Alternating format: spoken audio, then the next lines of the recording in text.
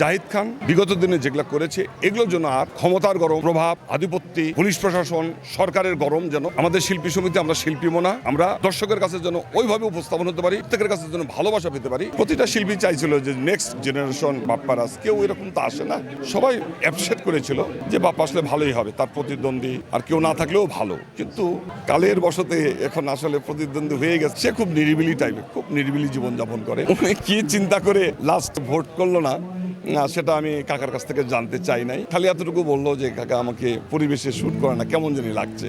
সেটার মধ্যে আমিও ছিলাম যে দিন দিন আসলে শিল্পী সমিতির নির্বাচন কোন জায়গায় যাচ্ছে, কি হচ্ছে, শিল্পী কোথায়, কার গার্জেন কে হবে, এগুলো নিয়ে আমিও ফিল করি। খুব সচেতন না হলেও এটা বুঝতে পারি আমি। বিগত সময়ের যে নির্বাচন, সেই নির্বাচন নিয়ে কোনো অসঙ্গতি বিষয়ে কথা বলতে? বিগত দিনে অসঙ্গতি তো অবশ্যই হয়েছিল, যে কারণেই আজকে আমাদের এই পরিস্থিতি এসে দাঁড় হয়েছে। লাস্ট বিগত দিনে জাহিদ খান সাহেব ছিল, সে থেকেই আমাদের এই শিল্পী সমিতির এই ধরনের কার্যকলাপে লিপ্ত হয়েছে। সম্মান, তারপরে আপনার একজনের প্রতি একটু স্নেহ মমতা, এই জিনিসটা একেবারেই কমে গেছে, ভালোবাসা একেবারেই কমে গেছে। আমি দায়ী করছি না, তবে এর জন্য জাহিদ খান বিগত দিনে যেগুলো করেছে এগুলোর জন্য আর ক্ষমতার গরম, প্রভাব, আধিপত্য, পুলিশ প্রশাসন, সরকারের গরম যেন আমাদের শিল্পী সমিতি, আমরা শিল্পী মোনা, আমরা দর্শকের কাছে যেন ওইভাবে উপস্থাপন হতে পারি, প্রত্যেকের কাছে যেন ভালোবাসা পেতে পারি, সেদিকটাই আমাদের লক্ষ্য।